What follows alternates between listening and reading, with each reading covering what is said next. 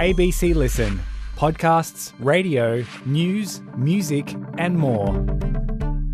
Lee Child is one of the world's most successful thriller writers. Lee is the creator of the addictive Jack Reacher novels. Jack is a magnetic character. He's a loner, a wanderer, and by choice he owns very little except for a folding toothbrush, an ATM card and a passport. He also has a strong sense of duty to do the right thing, which means he's drawn to some very perilous situations. Lee never planned on becoming a best-selling writer, but when he found himself middle-aged and out of a job, he knew he had to come up with something. I spoke with Lee Child in 2018 when he had just released Past Tense, the 23rd book in the Jack Reacher series. Since then, he's written another 6 novels, the last 5 co-authored with his younger brother. When I spoke with Lee, I began by asking him where we meet Jack Reacher in the opening scene of the novel Past Tense. Well, of course, at the start of the story, he is just wandering. You know, Reacher is a guy with no particular place to go and all the time in the world to get there. And he has very few rules in his life, but he likes to be warm, partly because he doesn't want to have to buy a coat. So the book opens, he's spent the last days of summer in a small town on the coast of Maine. And then he plans a diagonal trip across America all the way down to San Diego. It's a huge road trip. He's going to enjoy it, but he doesn't get far. He only makes it to the next state, which is New Hampshire. He gets a ride, and that ride fizzles out, and he's walking for a bit, and he sees a fork in the road. To the left is where he should really go, because that's where the buses are, that's where the traffic is, that's the sensible place to be. But to the right is a town that he's heard of, Laconia, New Hampshire. And he knows that name because he's seen it on ancient, dusty family paperwork. It's his father's place of birth. He's never been there. His father never really talked about it. But he thinks, let's go and have a look. Let's see if we can find the old guy's house. Let's see where he grew up. This interest in his family and his background, that doesn't seem like a very Jack Reacher kind of interest. It is not. It's not a typical thing. And in fact, you know, he hesitates, should he bother or not? And he thinks, well, I'm right here, I ought to. And that really came from the fact that my own dad had died just before I started writing this book. And people are going to read too much into that. It really is. It wasn't that I was upset or traumatized or anything like that. It was more that I was just speculating. I mean, my dad obviously was my dad, and I'd known him literally all my life. And yet, how well do we know anybody? I was thinking back over his life, obviously, at the end of it, and I was thinking, I know the basic shape of it, but there's so much that I don't know. And I think that's true of all of us. We never really know anybody 100%. So was there anything in my dad's life that I don't know about? Well, obviously lots. And so the same thing for Reacher. So he's just intrigued enough to take the detour. And whatever gets thrown at him, he seems remarkably untraumatized by it. He'll just move on to the next thing, the next situation. He does, because, you know, he's been in the military, he was in the military police, and in one of the other books I remember somebody said something to him, expecting him to be freaked out, and he says, I was a military cop, I've seen everything. And so in the normal run of events, however extreme they are, he can deal with pretty much anything, yeah. Do you think he changes much over the books? This is your 23rd Jack Reacher book. Has he changed? That's a great question, because it sort of calls into question the nature of a series. Why do we like a long-running series? And surely part of the reason why is that we crave the familiarity, we crave the comfort. It's like a good old friend coming to visit once a year, and you don't want him to change. Obviously, you want a new story, and obviously you want the story to be exciting, but you want the character to be the same old familiar friend. And so actually, I work very hard to stop him from changing. But then in a circular sort of argument, obviously I'm changing. This is 20 plus years now, and I've changed, obviously, so he must change too. But I do try and minimize it. I'm not one of those writers who believes what they teach you, at writing school or when you're doing your MA in fine arts or whatever it is. I don't believe that there needs to be a character arc where the hero changes by the end of the book. I don't believe that he necessarily needs to learn something during the book. I think readers of a series love the familiarity. And so I do try and keep him the same reliable guy, because I want people to feel that lovely rush of relaxation. Oh, here he is, here's our guy, and they can set off on another adventure with a thoroughly reliable character. What are some of those qualities or characteristics that he carries with him into each Jack Reacher book? Well, he's severely rational. He's a thinker. He's a data-driven person. He takes the rough with the smooth with the same kind of equanimity. He's seen a lot in the military, so there's not much in the civilian world that can freak him out. And he also has a sort of very solidly rational approach to possessions and stuff and, mobile telephones, computers. Why would he need one? In one of the books, somebody says, you don't have a cell phone? And he says, who would I call? Who would call me? What does he need one for? What does he carry with him? He carries... In the beginning of the series, he carried nothing but his folding toothbrush. But then, and this again was very interesting, how fiction and myth and legend collides with reality. After 9/11, in the real world, you couldn't do anything with cash anymore. You couldn't buy an air ticket with cash. Can barely do anything without photo ID. So in a way, I wanted to ignore that, because the fundamental truth about the Reacher books is they're much more based on myth and legend than they're not necessarily socially realistic. And so I wanted to ignore it, but I thought, actually, this is one of those gray areas where I can't ignore it. So along with his folding toothbrush in his pocket is an old expired passport and an ATM card. And that's all he's got. Those are his only possessions. He carries no bag. He has no spare clothes. What he does is, when his old clothes, after 2 or 3 days, get too ratty, he will go into, a janitorial supply store or some cheap store, and he'll buy a new set of clothes, throw the old ones away right there in the bin in the store, and then he's good for another 2 or 3 days. I like his approach to ironing too. Yeah, and people wonder about that. What he does is he takes his trousers off every night, obviously, when he goes to bed. He stretches them out very neatly and puts them under the mattress. And to me, that's perfectly logical. That's what I do. Really? Yeah, that's what I will do tonight. When I go to bed tonight, my pants will go under the mattress and they'll look great in the morning. When you say that he's like an archetype or a character from myth, what sort of figure do you see as the antecedents of Jack Reacher in myth? Well, in America, a lot of people think that I've basically stolen him from the Westerns, because he's very much like Shane, or he's very much like any character out of Zane Grey. Those Zane Grey novels are like paradigms of the whole thing. There's a homestead somewhere way out west. All the men are absent on a cattle drive. There's some terribly perilous situation. It's all about to go really, really bad. And then a mysterious rider comes in off the range, and in exchange for a woman-cooked meal, he will unsheath his rifle, take care of the problem, and then ride away again. And so the Americans think I stole him from that, but of course, actually, they stole him from much earlier antecedents in Europe. This is a medieval European legend, the knight-errant, somebody of some kind of substantial merit who has for some reason been banished from the court and sentenced to wander the land doing good deeds. Sir Lancelot, Sir Gawain, Robin Hood is in there somewhere.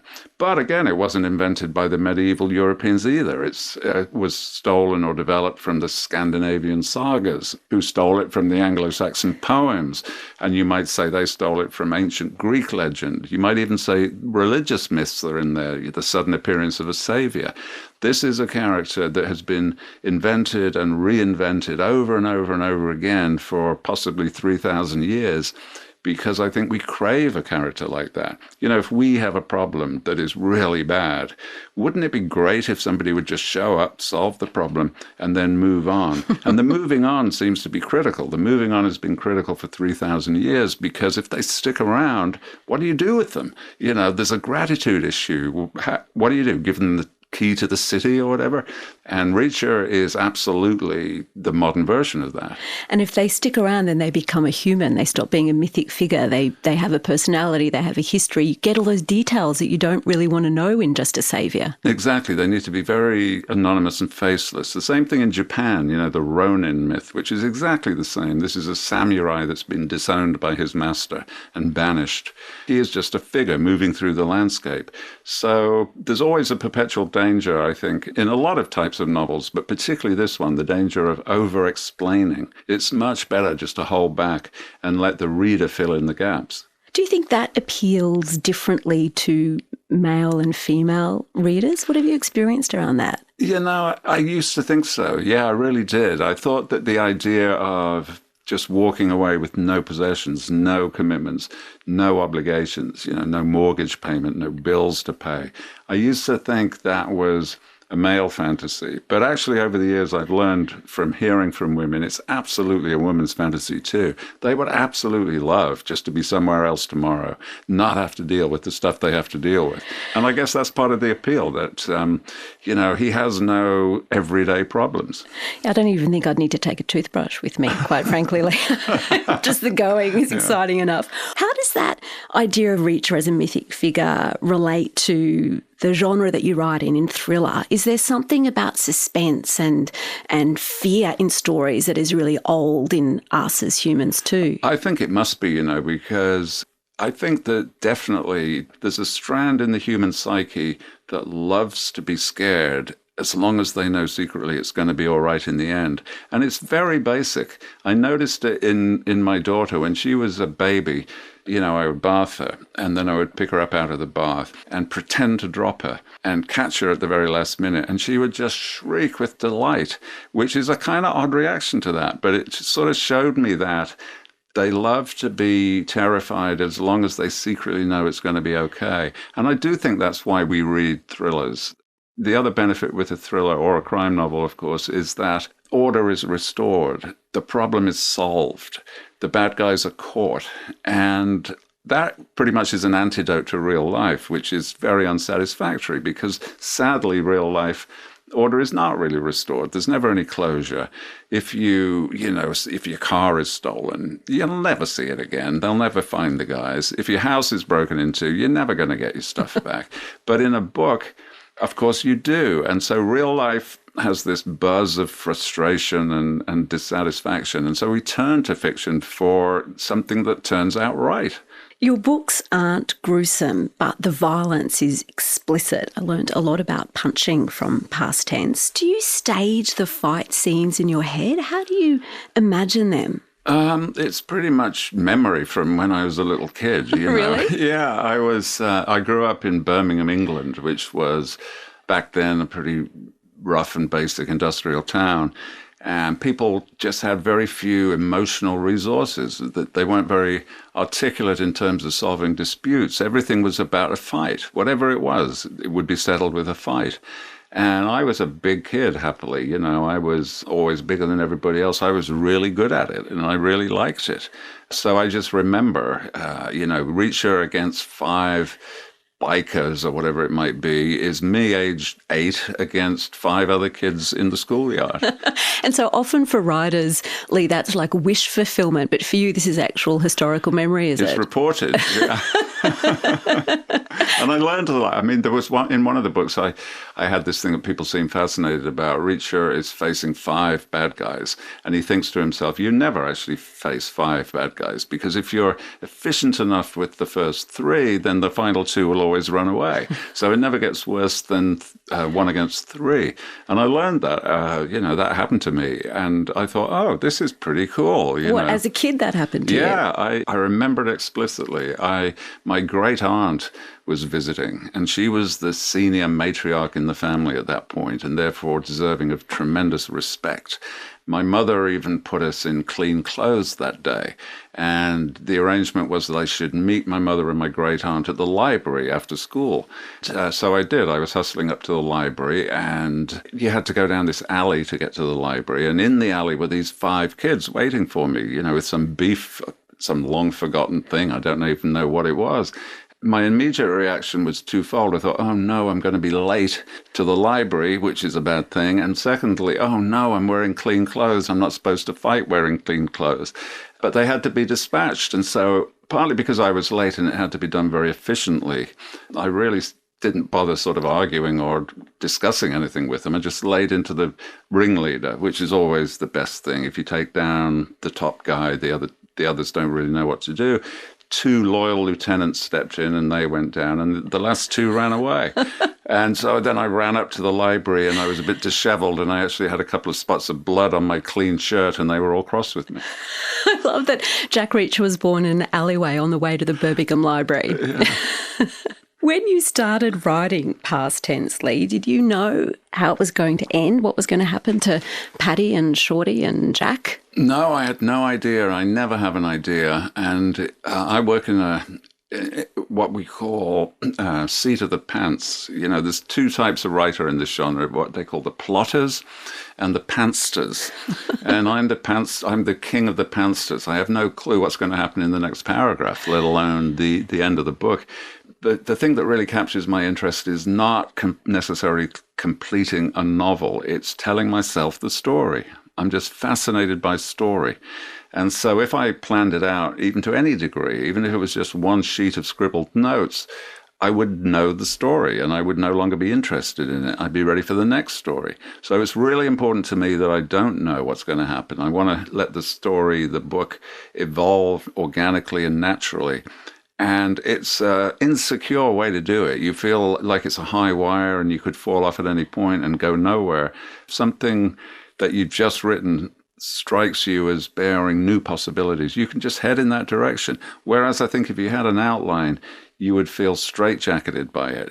You would feel reluctant to depart from it because then the outline is meaningless. Do you think that it kind of puts you in the place of the reader too? Like, is it when your adrenaline fires up, is that a good clue to you that, okay, I'm on a good scene here? Oh, absolutely, yeah. And I think all good writers must base everything on how they feel as readers.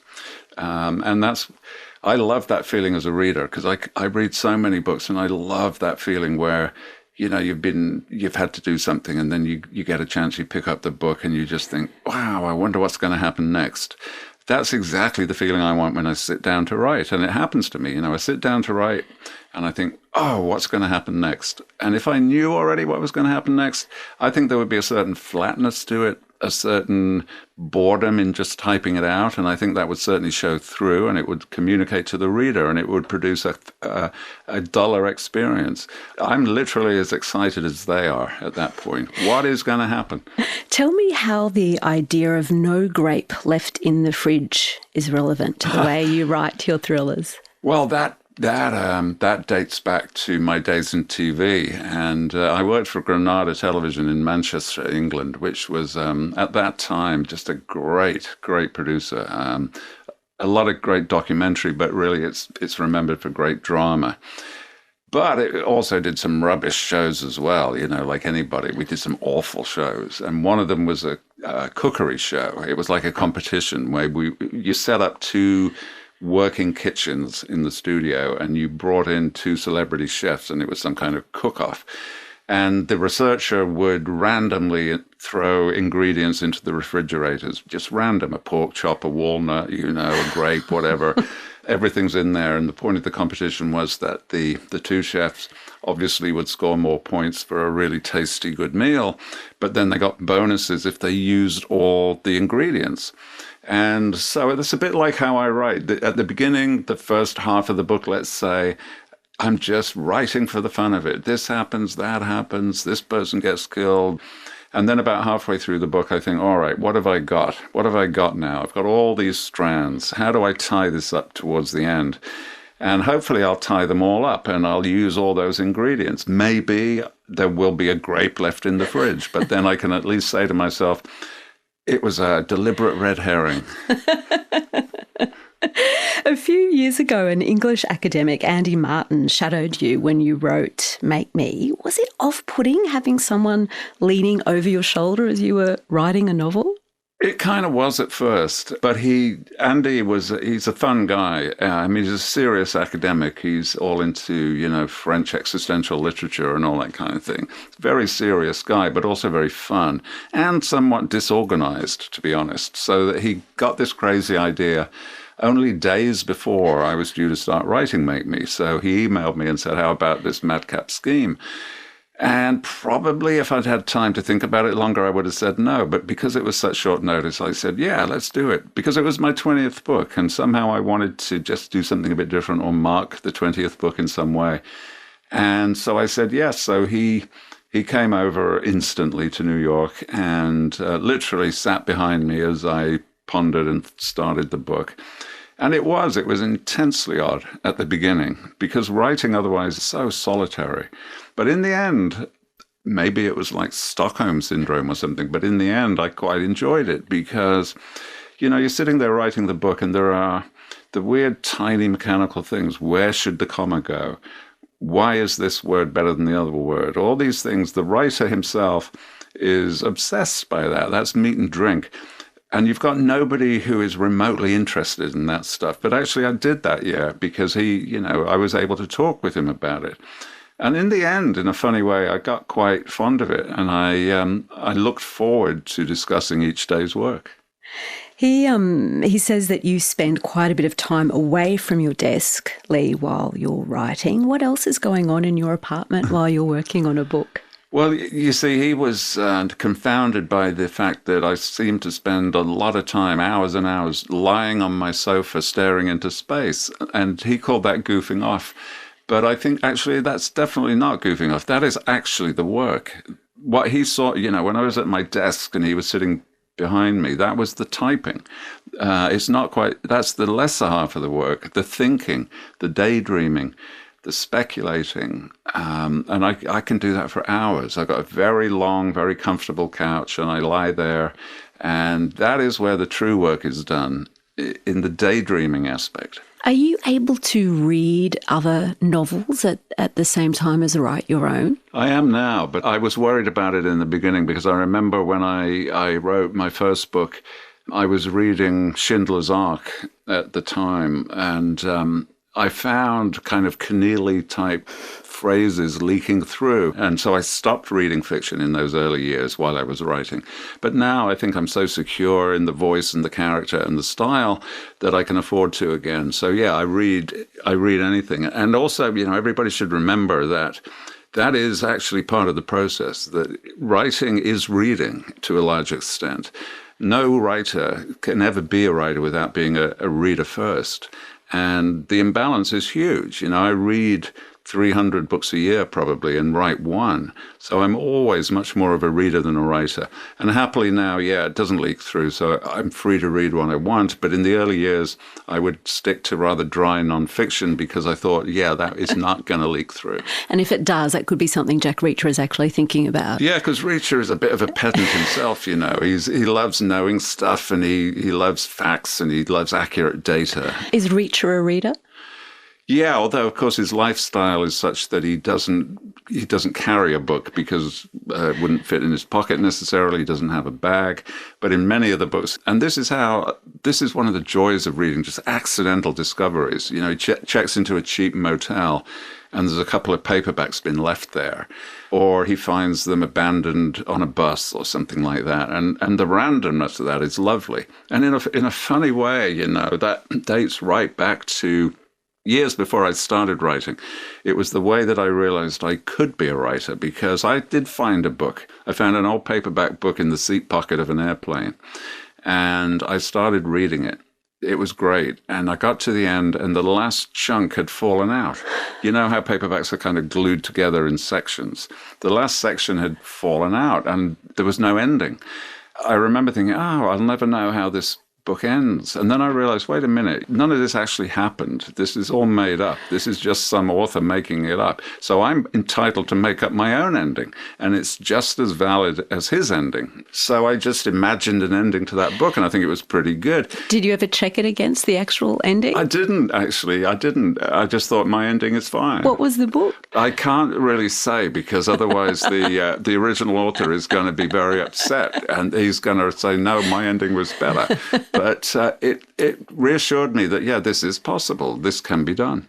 When you, pick yourself up from that comfortable sofa of yours and sit down at the desk to put yourself into Jack Reacher's head, do you enjoy it?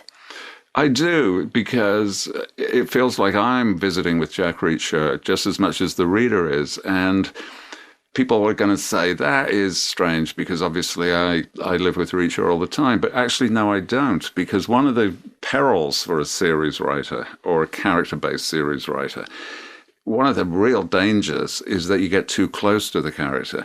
If you fall in love with the character, the series is ruined. And why? Because then you're not presenting an honest portrait anymore. You're just making it sugary and too perfect, and you're defending the guy, and you're only showing his good side. I've seen that happen in several series where it just ruins it. And so being aware of that, I make sure I never think about Reacher when I'm not writing. And I also am super critical of him. I aim to like him less than you're going to like him, because he's a very bad guy in a lot of ways. You know, he's a filthy, dirty barbarian. He doesn't change his clothes every day. He will perfectly happily shoot people in the back or whatever.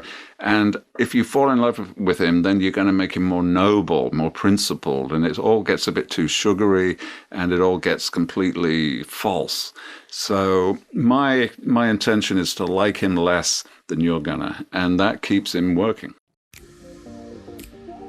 Podcast, broadcast, and online. You're listening to Conversations with Sarah Kanowski. Find out more about the Conversations podcast. Just head to abc.net.au/conversations. As you said, Lee, past tense is partly about Jack Reacher discovering his dad or looking into his dad. What about your own dad? Where did he grow up? My dad grew up in Belfast, Northern Ireland. And in a lot of ways, that was the key to his life, because the situation in the United Kingdom is that, Britain is made up of Wales, England, and Scotland. And then Northern Ireland is this appendage that then added to Britain becomes the United Kingdom. And those unionists in Northern Ireland, basically the Protestants in Northern Ireland, are just super identified with Britain. They so want to be British. They feel themselves British. And my father's whole life was about being kind of more of an English gentleman than the English. He was desperate. Tell me about who his family sold the family home to when they left Belfast. They had a house in what you call Cypress Avenue. And Cypress Avenue is an actual street, a long, very nice road in East Belfast, which is the Protestant half of the city. That is the stronghold, the posh. It was a solidly Protestant, respectable neighborhood. And his parents in about, I guess it would be around about 1940 or 41, my grandparents sold that house and moved out a little ways into another pleasant suburb. My grandfather had been badly wounded in World War I, and his mobility was declining, and so they had to move out to a bungalow where there were no stairs. So they sold their house to a family called Morrison, who a couple of years later had a kid. It was their first son called Ivan, Ivan Morrison, who then became famous as a singer called Van Morrison. And has an amazing song, Cypress Avenue. He does, absolutely, about that area. And he and I are in contact occasionally. He likes the Reacher books. And the funny thing is, Van Morrison is a great musician, and he is a bit of an irascible character. And you cannot imagine somebody more different than my dad. The two of them both being born and growing up in that house is a bizarre contrast. You were raised in Birmingham, as you say, the heart of industrial England. Does that mean you grew up surrounded by factories and smokestacks? Yeah, absolutely. And I remember, to me, it was factories were the only thing, that I'd never seen anything else. And I remember once going to the shops with my mother, and this was, of course, a long time ago, before packaging, before the sort of packaging we have now. And potatoes were sold out of a sack. There'd be a big sack of potatoes with the top rolled down, and you just took your potatoes. And, of course, they were all covered in dirt. And I remember thinking, wow, that potato factory must be a really dirty place. Poor Birmingham boy, never seen any grass. Yeah, never saw a tree till I was about 11. What kind of work did most people do? What were the main industries? There were three main. It was all metalworking, all manufacture of some kind, and it split into three, really. There was the massive car factory, the Austin car factory at Longbridge, and the associated industries around that. And then there was an awful lot of high-tech metalwork, real precision metalwork, extrusions out of really exotic alloys and all that kind of stuff. But the most impressive to me was the final third, which were little tiny 2- and 3-man workshops where it'd just be an earth floor, and there'd be a drill press and a lathe and 2 or 3 guys who could literally make anything by hand. They would just make anything. Anything could be made. No fuss, no drama. I had a friend up the street whose dad worked in one of those, and every other Saturday we would go up there at lunchtime to find out, was he working overtime? Because if he was on the Saturday afternoon, I would get his season ticket to the football. So I would go up there hopefully that he would be working overtime. And I remember one time we got up there Saturday lunchtime, and they were making fake ancient Greek coins.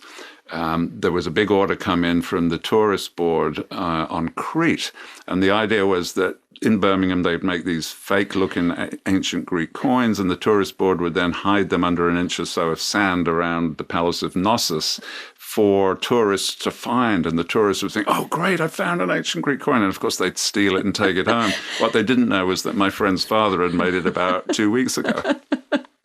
So what sort of attitude was there about work then when you were growing up? Was it a noble thing? It was great, actually, and I think it's something that we've lost, perhaps inevitably, but we've lost it. There were 2 things about it that people were so totally accustomed to the idea that raw materials come in one end of the factory and a finished product comes out the other end. So making things was entirely natural and instinctive, so that if anything went wrong with your house or anything like that, you would fix it yourself. If your kid needed a toy, you would make it yourself. I remember a friend of mine had a crane. It clamped on the side of a table, and it had a string and a counterweight, and you could wind it up and pull things up and down, like a working crane. And that hadn't been bought. That had been made. Somebody had brazed it together and welded it and made it themselves out of scrap pieces of metal. And so that was a huge thing. It was a very capable society. People understood how to do things, how to fix things, how to look after themselves. And in general, it was collectively, these were tens of thousands, hundreds of thousands of people doing that kind of thing. And it was like an enormous resource, a resource more powerful than, nuclear power. It was an immense thing, and it's been frittered away since then. We don't have that anymore. And I think that, to me, inevitably labor and all of that gets expensive, and people ship jobs offshore to China or whatever. So I'm not saying that it was somehow preventable, but I think it was a shame because nothing replaced it. And the problem with England, and to a certain extent America, is that that immense skilled working class, their jobs were taken away and nothing else was provided for them to do. So largely they've become an underclass. And the attitude, not only self-reliance, but there was a sort of quiet pride in just doing the work without fuss, without drama. They just did it. I remember once when I bought my first flat, we had no furniture, so we bought a sofa, and it was one of the very, very, very early flat pack sofas, and we couldn't even afford that. We had to get last year's model, and of course it was in a bad, had a hole in it, and one of the bolts had fallen out, so I couldn't assemble it because I only had 3 bolts where I needed 4. So what I did is I took the bolt, took one sample bolt that I still had, took it down to one of these last remaining little workshops that I talked about. And I said to the guy, couldn't you make me one of these? And he said, come back in an hour. So I did. I came back in an hour, and he held out his hand to this big oil-stained palm, and there were 2 bolts in it. And I thought, oh, no, I only wanted 2. But one of them was the original, and one of them was the one he'd made, and they were identical. And he just made it by eye and by feel. And he was utterly he regarded it as completely routine, whatever. You want something, I'll make it. And I really missed that attitude. And the way you're describing it too, Lee, it seems like that part of England is so often depicted as harsh and kind of dour and cruel, but it sounds like it felt prosperous. It felt like it was on the make in a good way when you were growing up. It was, and actually Birmingham was prosperous. I mean, we did not see much of it because all the money went to paying back our war loans. Factories were absolutely humming and products were pouring out. But everything had to go to export in order to earn foreign currency, and all that foreign currency went to pay back our dollar loans, so that we didn't see any of it. But the factories were humming. It was prosperous, and it was sort of culturally prosperous, mentally prosperous. The people were fully employed in the full sense of that word. All that making of things, does that mean it was noisy? Was there sounds ringing out through the city? Yeah, it was very noisy, and it was also immense waves of people at the end of a shift. I was born in Coventry, and moved to Birmingham when I was 4, but I can still remember a clear memory from Coventry, which was the centre of the bicycle industry. And of course, back then, a regular working person didn't own a car. If you were very lucky, you had a motorbike with a sidecar, but most people had nothing except a bicycle. And I do remember the end of shifts in Coventry, literally tens of thousands of people on bicycles riding away from factories. It was a wave. Lots of people all working, and it gave them, ironically, a solidarity that was actually more honorable than the allegedly upper class. People stuck together. You could absolutely hate your fellow worker, but if it came to a dispute, you stood shoulder to shoulder and you protected him. There was a kind of nobility about it that really the old British sense of honor and decency vanished last from the working class, not from the upper class. Were books a part of your life growing up as well? Oh, totally. Yeah, absolutely. Because of everybody working hard and all the money going abroad was, we were poor in the sense, I'm not saying starving, we ate and we had shoes, but there was never anything left over. In fact, there was a saying in Birmingham, everybody was paid on a Friday in cash. So there was a saying where other people would say as rare as hen's teeth. In Birmingham, they said as rare as a pound note on a Thursday. There was never any money left over. Buying a book was just impossible, absurd. So the library was all that we had, and we haunted that place because it was the antidote. You got a book in your hand, you could be anywhere in the world at any time of history doing anything. It was just wonderful. We loved the library. We operated a kind of Chicago voting style system with the library. Any visitor to our house had to sign up for a library ticket. What, so you could get more books? Yeah, our dog had a library ticket. And so you were officially allowed only 2 books a week per person, but we got it up to maybe 5 or 6 each. And we absolutely depended on those books. Absolutely. Did they ask for photo ID when your dog joined that library? No, we just put down his name. His name was Timmy, and that was taken from a book, the famous 5. Their dog was Timmy, so we called our dog Timmy.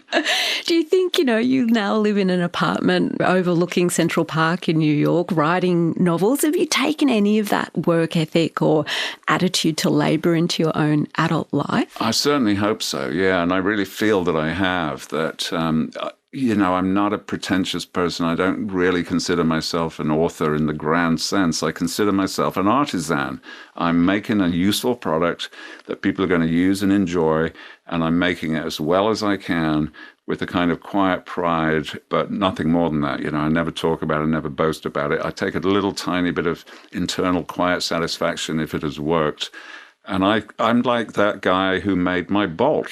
I do it, and I do it well, but I'm not shouting from the rooftops about it. After university, Lee, you started working in TV as a transmission controller. What does that involve?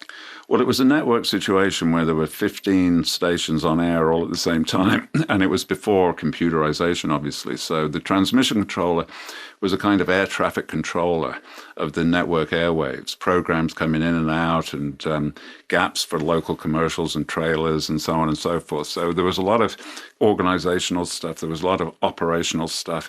And then if things started going wrong, it was up to us to put it right or fill the time, or if there was a news emergency, it was up to us to make sure we could fit in the news flash and then adjust things later in the day and so on. So it was a very varied, dynamic sort of job. And I realize now that the benefit for me now was that it exposed me to everything, because you worked a shift system and you were there all day or all night or whatever. And whatever was passing through the station on the way to the transmitter, we dealt with. So we saw everything, all different kinds of programs. We weren't limited to one thing. We just dealt with it all.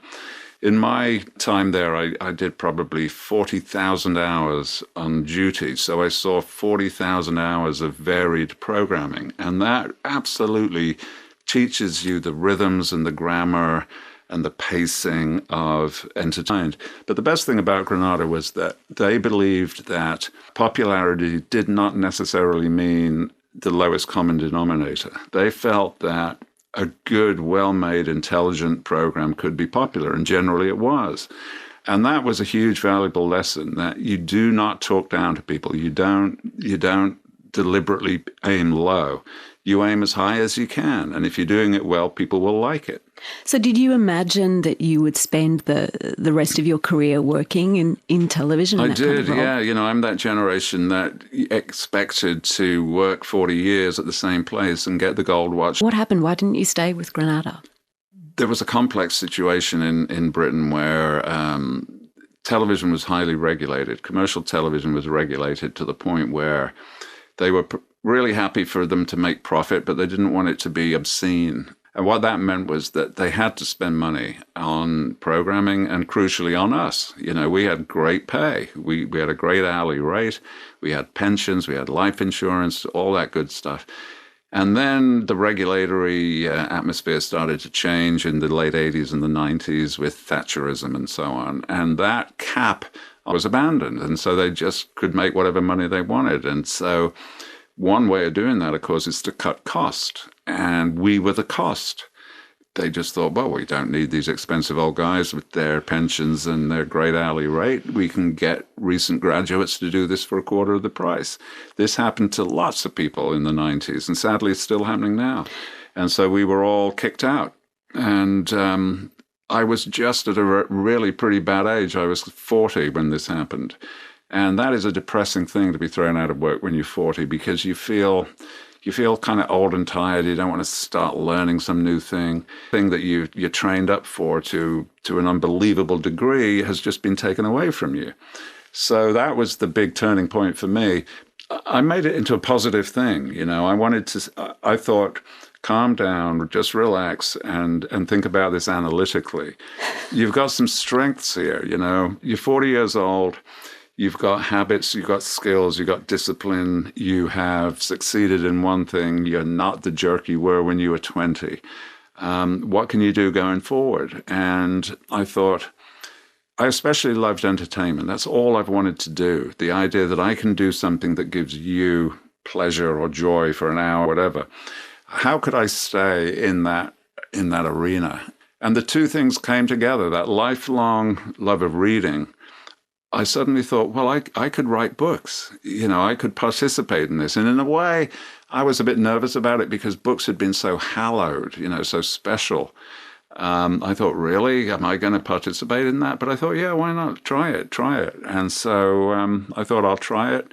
I wrote the first one and it sold to a publisher with a 2-book deal. And I remember thinking, fantastic. That's 2 years before I have to get another job now.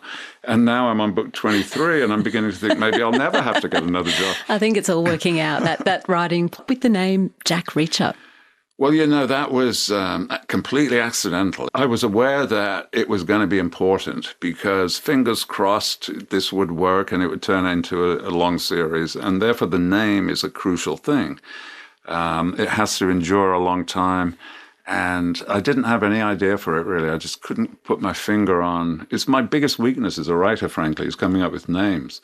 I couldn't think of anything, but I was out of work, as I said. And the big problem with being out of work is that you're at home and you're deemed available for all kinds of errands and stuff.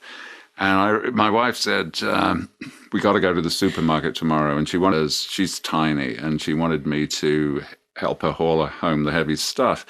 And that taught me two things. Not only, I'll tell you about the name in just a sec, but that taught me something first, because I was really looking forward to writing the next morning. I'd started the book. The book is in first person, the first book, so I didn't need the name until somebody asked him, "What's your name?"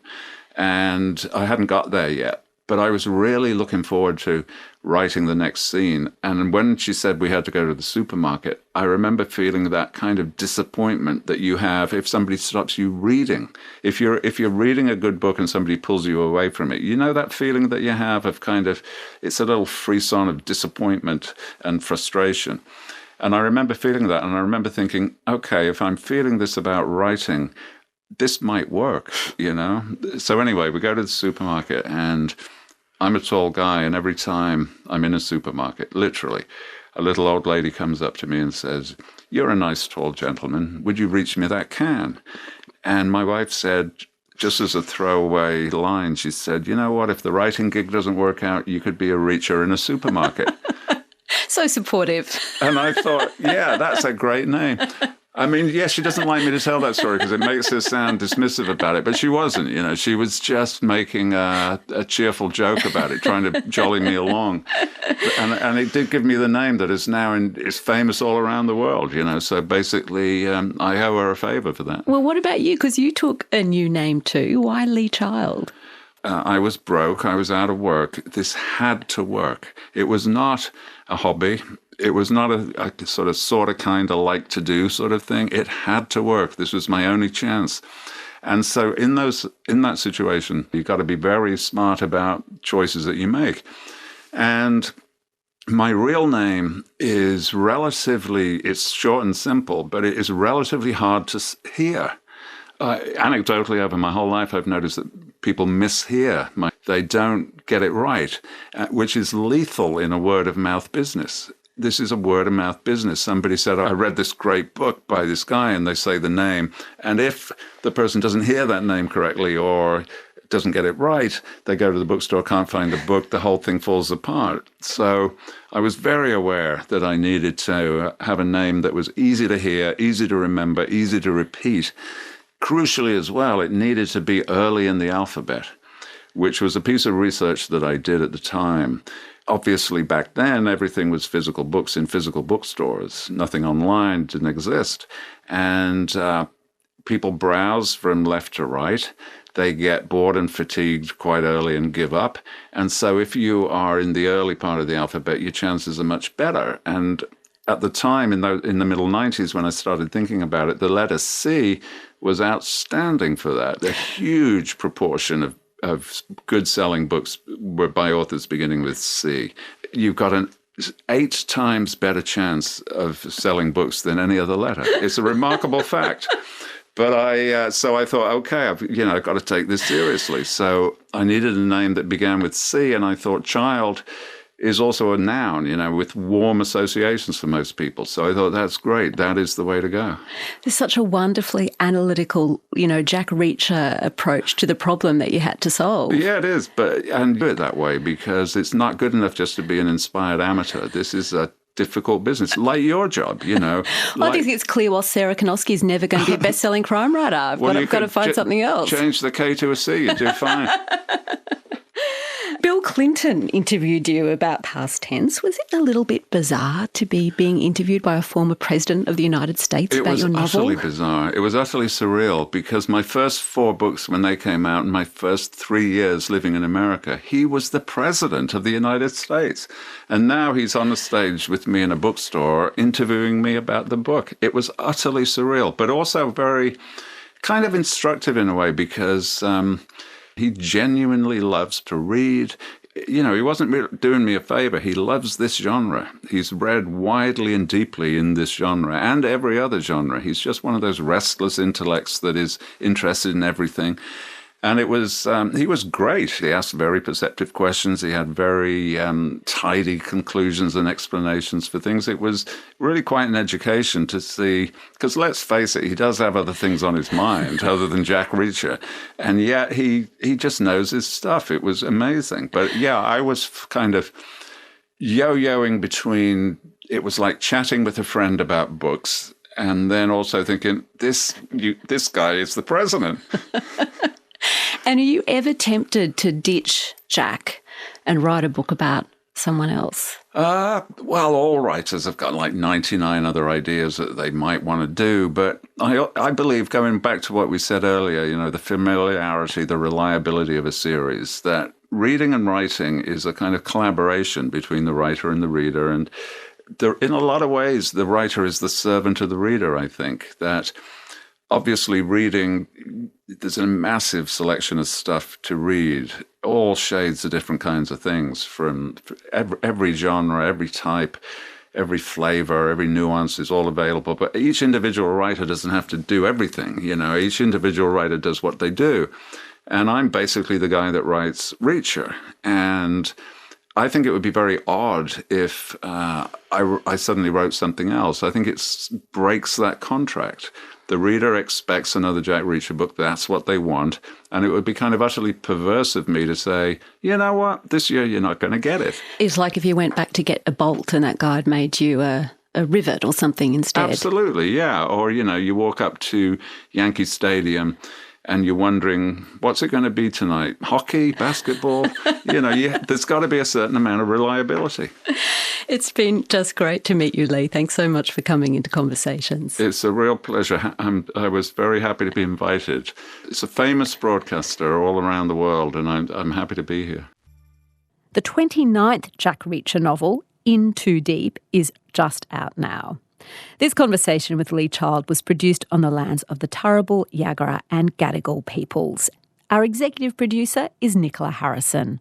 I'm Sarah Kanoski. Thanks for listening.